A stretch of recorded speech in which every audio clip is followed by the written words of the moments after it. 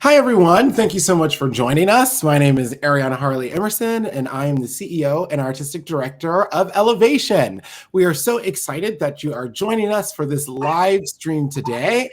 And I want to make sure that we start off with some introductions for our guests. We'll start with Jillian.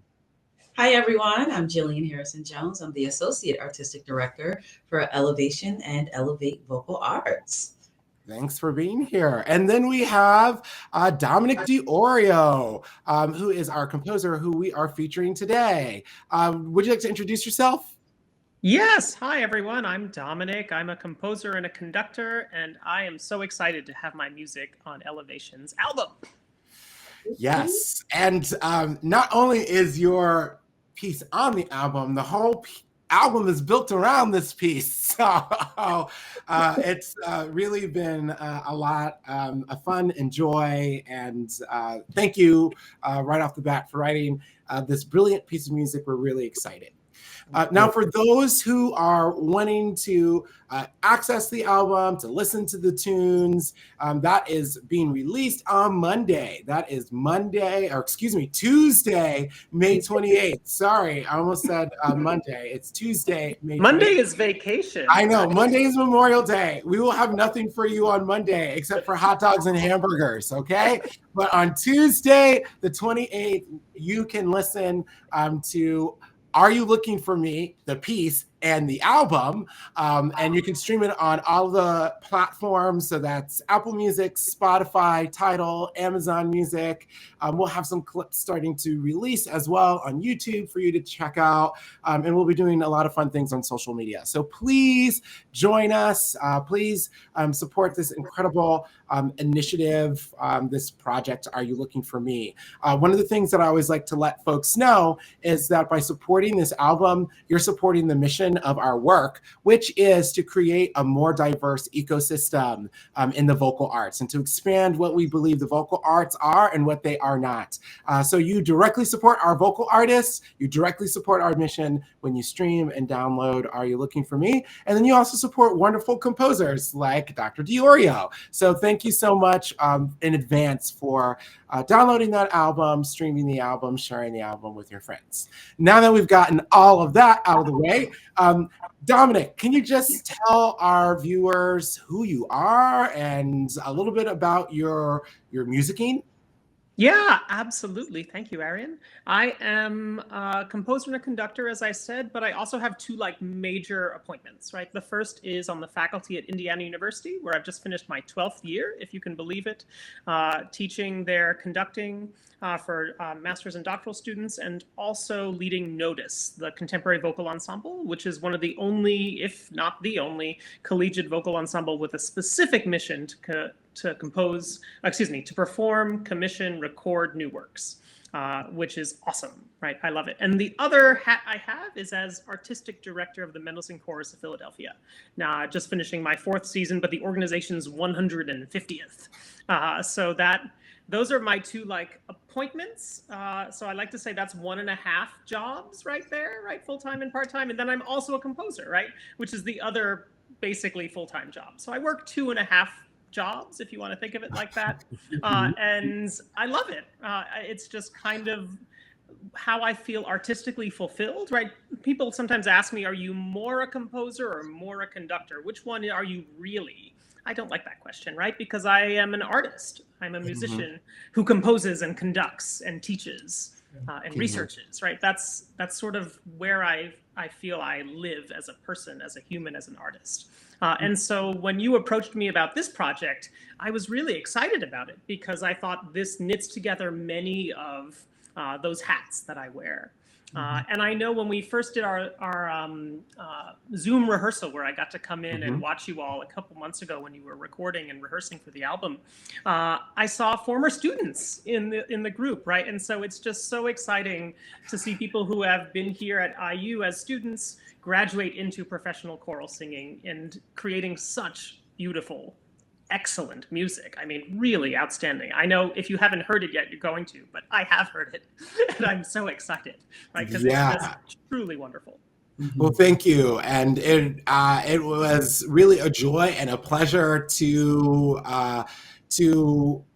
be a part of this process. And I would say to anyone who's thinking about commissioning a work, it doesn't have to be just for an album. It could be for a special occasion that you have, or just wanting to add to the repertoire, that it's really a special project. So let's start talking a little bit about Are You Looking for Me? So Dominick, if you could tell us a little bit about the genesis of the project, and how it kind of came to be, and how you conceived of the piece. We'd love to hear a little bit about that.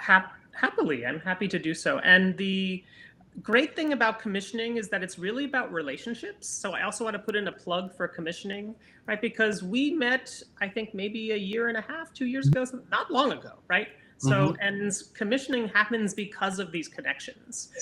And I think of myself, often I think of commissioning as like being a tailor or making bespoke clothing, right? You are seeking a garment, right, for your ensemble, right? And it's my job to make sure I create something that fits you, right? If you order a wedding dress custom made and then you try it on, you're like, it's too big in the thighs or something, you're like, you have to fix this, right? Because that's the commission, right? That's what you're being asked to do. And so my goal in any project like this is to make sure that I understand the mission and the goals of your ensemble and your organization, what you're trying to do, and make sure that what I do supports that, right? And allows you, the vehicle, to sound the very best you are.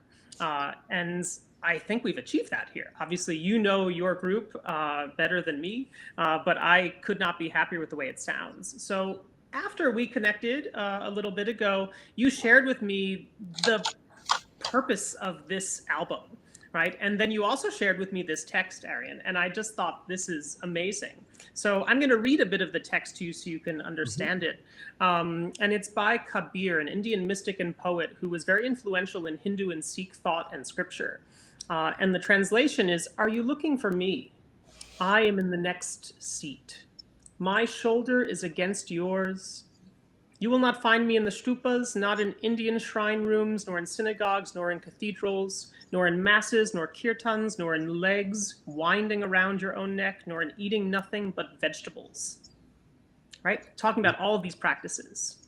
And then he goes on, "When you really look for me, you will see me instantly. You will find me in the tiniest house of time." Kabir says, "Student, tell me, what is God?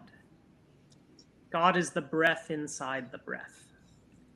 And I just love that. It's so good. It's such a great text. I saw it once and I became like #obsessed, and this was my opportunity. So thank you for bringing it to life. And you will find me in the tiniest house of time.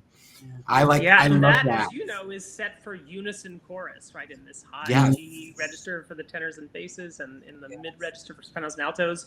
And when we were talking about this as well, you mentioned including some percussion, right? So it's scored for piano, and then we also have crotales and tam-tam, gong, right?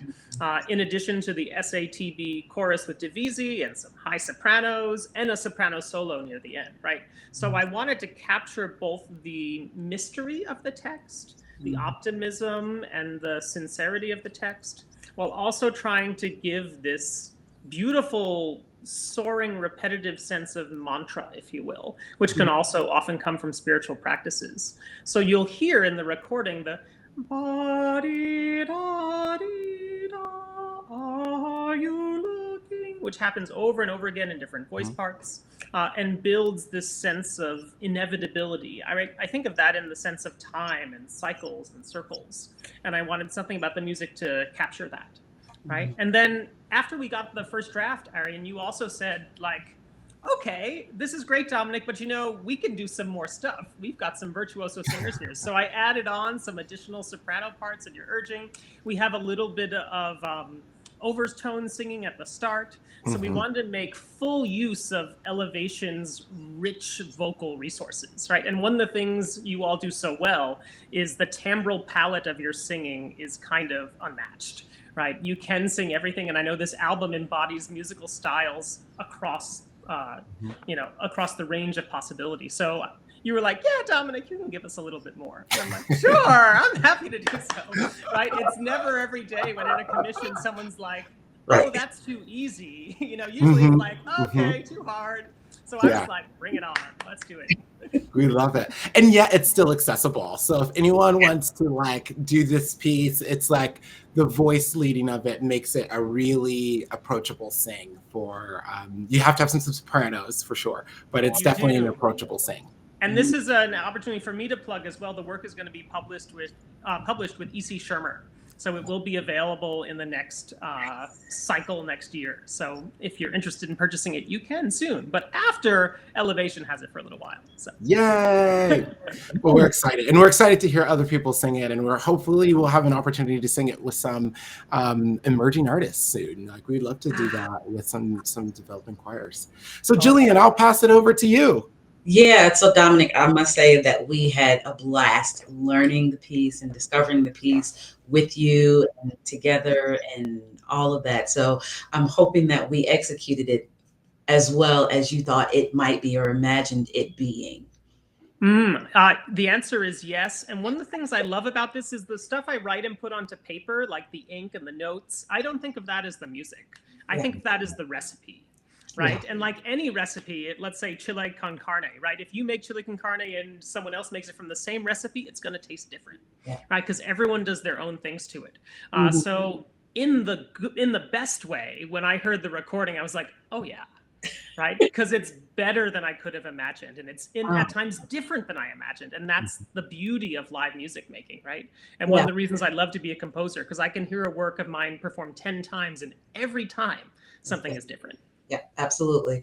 Can you talk to us about, I know we asked for percussion instruments, but can you talk to us specifically about the instruments that you chose, the crotales, the gong? Can you talk to us about why you chose those specific instruments? Absolutely. Part of a little known fact in my background is that I was an all-state marimbist in high school. In New Hampshire, and I played in the front ensemble of my marching band in high school. So I played xylophones and glockenspiels and chimes and crotales, right? As well as all the other auxiliary percussion for the marching band, including gong and tam-tam. Yeah. So I have a background with that. And I've written a lot of other pieces as well that use percussion instruments because I just find that the use of voice and the use of percussion are mutually enhancing. Right, because percussion has both sustain and ring and articulation, as does the voice. We have sustain and we have consonants, right? So I find that percussion can bring out a lot of beautiful vocalisms, and that both of the halves of the sonic palette, if you will, inform each other. Yeah. And so here, crotales are the most mystical in my mind of the mallet instruments, right? Because they're sometimes called antique cymbals, but they're really little discs that are suspended on a pin in the middle, and when you hit it, they vibrate and sort of ring around themselves and have an almost orbital sound. So in their resonance, you get something that sort of clashes in the wavelengths, and so when it rings, the sustain is actually changing the pitch ever so slightly. And I wanted that to be happening at the same time that we were hearing the overtone singing, so that we had this sort of beautiful corona, if you will, of sonic sounds, if you will, to also emulate the sense of meditation that sometimes comes from the drone tone. Yeah. So all of that was part of my thought process. The gong, of course, itself has lots of things going on in its ring. So I wanted to create, in the choice of those instruments, a real sonic palette that just created architecture, if you will. Vast openness, something that felt like it was sounding across time. Oh, that's excellent. And I think this is a perfect opportunity for us to pause and actually listen to just a small excerpt of the piece itself. Absolutely. So you're going to hear a little bit of this opening that Dominic was talking about, and how it unfolds, which is just so cool. So this is Dr. Dominick DiOrio's Are You Looking for Me?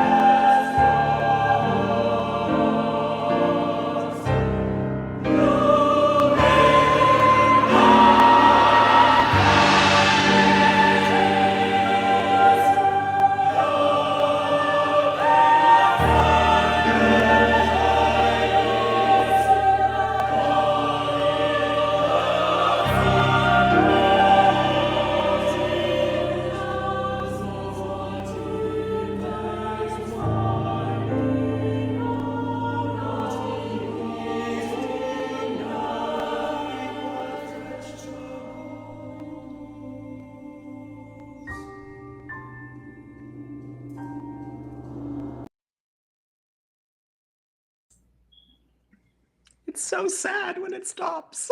Oh, Let it's, it to keep going. oh, oh, you're muted.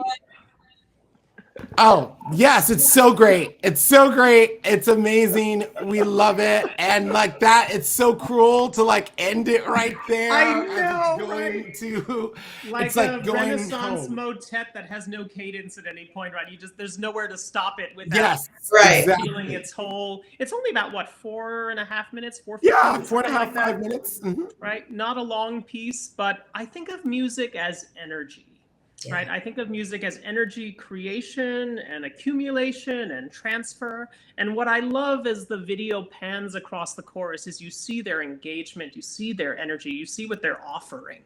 Right. Music really is an offering into space, into time, into emotion. And your artists beautifully represent that. I love watching you right in on the soprano with the high C there as well, right in the video, like just awesome. Yeah. Right. So as a composer, there's no better feeling than hearing your music come to life, right? And so I just want to offer to you both and to all of your artists my gratitude for making this possible. I know it seems like a simple thing, but when you think about it, to make that happen, like hundreds of thousands of individual choices have to be made in the same way. When you think of it like that, it's astonishing that music ever happens at all, right?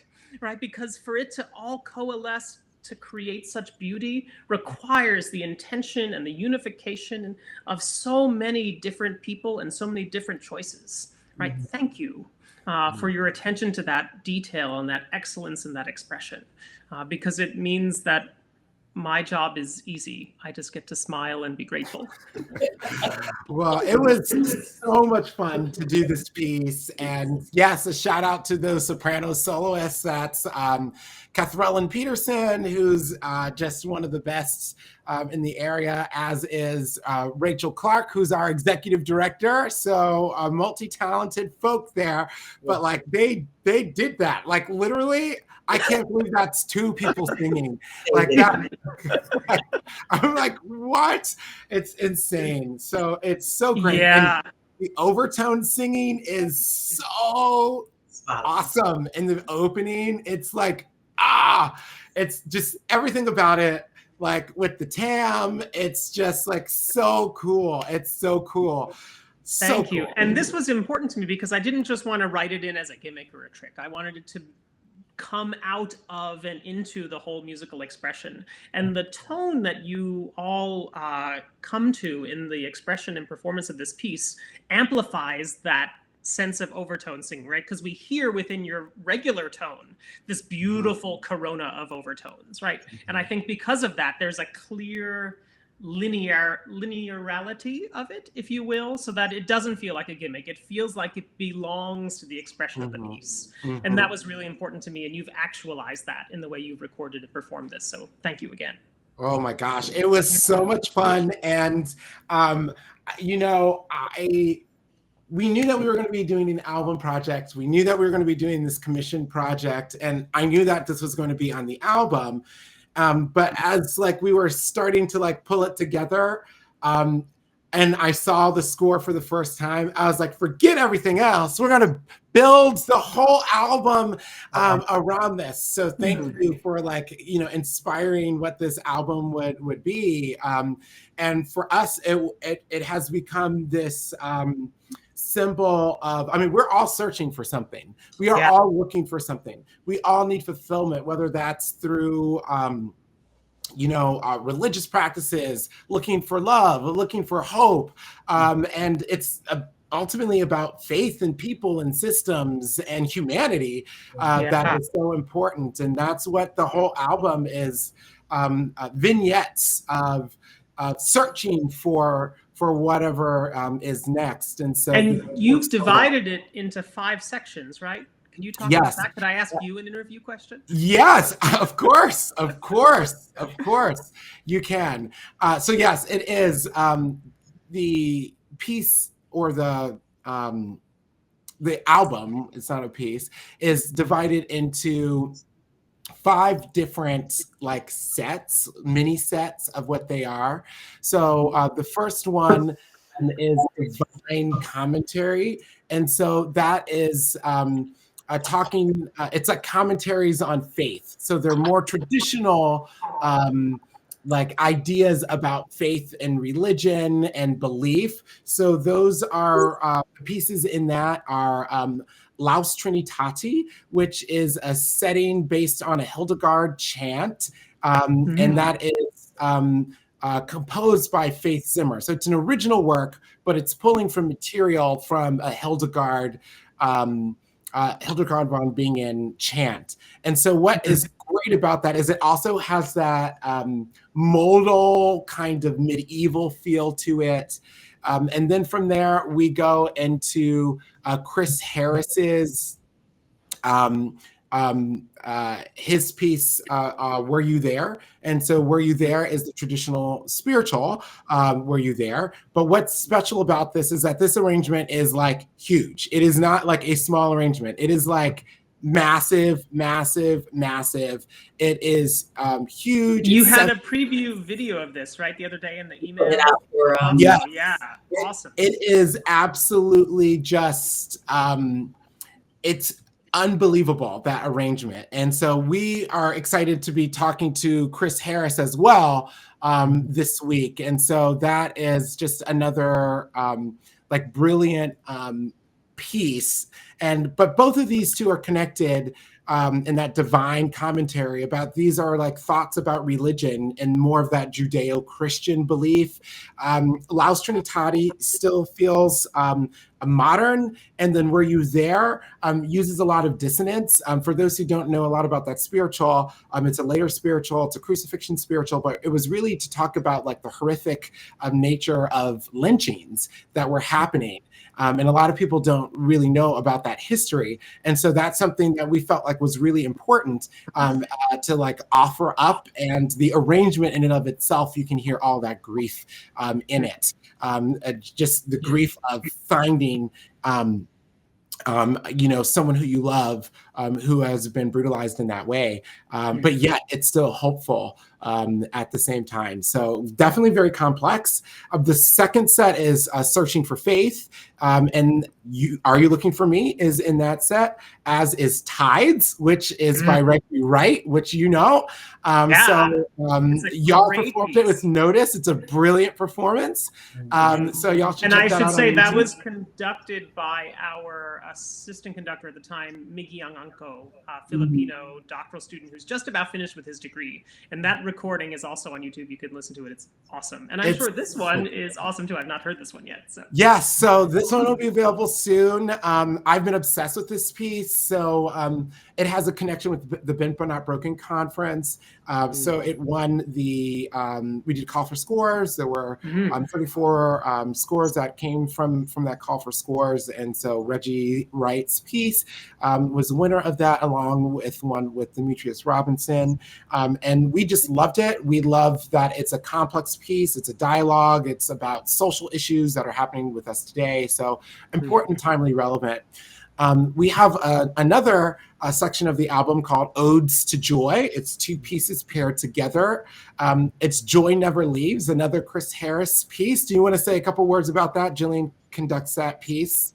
Yeah, and actually, you have done that piece as well at IU, hadn't you? Yep. We have, yeah.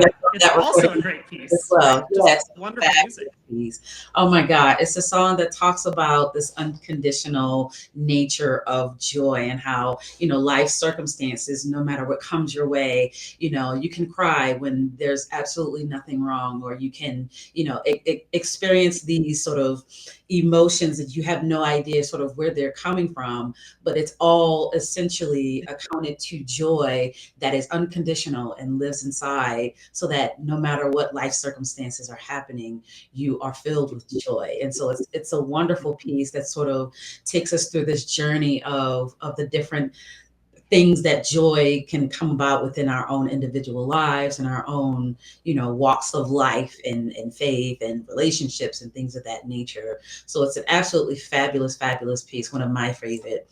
And then it goes into, within that same set of Odes to Joy, we then go into Elevate, which is a piece that we had commissioned by Lori Hicks, which is this hip hop piece, which of course there are very few good, authentic hip hop pieces that exist within the choral realm. And so we did this piece, and she draws from different aspects of not just hip hop, but sort of the experience of Blackness and of Black joy and of Black, you know, elevation, if you will. And it's almost kind of becoming a mantra for elevation, this idea of elevating your mind, elevating your spirit, elevate all things, so that, you know, we are always on the up and up regarding life, regarding our journeys and all of that. So it's this really, really cool hip hop groove kind of piece that you can't help but to move and feel it through every piece of your body and all of your bones. It's just an absolutely cool and fabulous piece.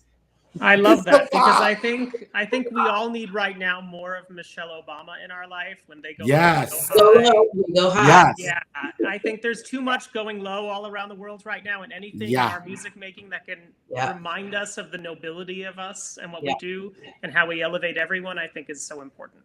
It's great. In the song too, when they go low, we go high. That's in the song. That's in there. Yes. Yeah, it's like when they go low, we go high. We go high, lift your head up to the sky. Started from the bottom, now we're all the way up. Yes. Yeah, it's just such, I'm telling you, that piece is going to be flying off the shelf. There's no doubt. It's a brilliant, brilliant piece. And we are so grateful to Dr. Lori Hicks for writing that piece for us. We were literally, she teaches on our Summer Institute faculty. And last year we were talking about this gap in the literature. And she's like, I got that. I can do that for you. And we are so glad she that she did that for us. So we're excited about the album. We're grateful. We end the album with 2 pieces on meditating on the infinite nature of song. There's a piece called Gift to Sing, written by our very own collaborative keyboardist and composer in residence named Eric Meyer. And that's paired with a piece called Hymn to Time by Lee Kesselman. He is Chicago-based. It is brilliant. It is just an incredible piece, an incredible text as well, and has been one of those pieces that has just enchanted all of our hearts so much. And then we end with the piece called Worthy of All the Praise. Do you want to talk about that? So that's a piece by Kevin James, and it's a piece, of course, that talks about God being worthy of all of our praise. You know, circumstances and life happens, but no matter what, God is worthy of all of our praise. And I had the joy of singing the solo on that song. And I must say, I put my heart out there on the table with this song because it's a personal testimony of, how, for thine is the kingdom, the power and the glory forever. He is worthy of all the praise. And so it's actually one of my favorite pieces on the album, that I hope, stirs the hearts of everyone who hears it. It's this gospel piece, but it's that kind of piece that if you sing it in a church, it could send the whole church in an uproar. Yep. And it can be unending. So it's just that kind of piece. And so, you can find your own little testimony in that song, but I can say for me, I definitely put my whole heart out on that song. So I hope that, you and everyone else that hears it, really feels that. Dr. I Jill can't wait does. to hear it. It's so good. It's so good. Well, it's coming out on Monday. It's Tuesday. I don't know why I keep saying that. Tuesday. Tuesday's the day. Tuesday, May 8th. I'm going to get myself together here, right?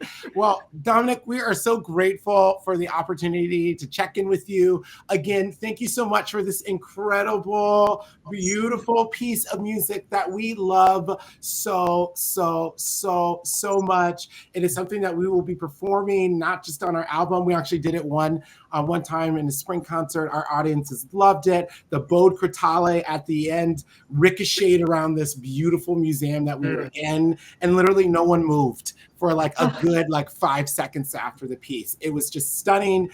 We are just so humbled to be able to have this piece now in our repertoire and available for folks to bring into their own communities. So thank you.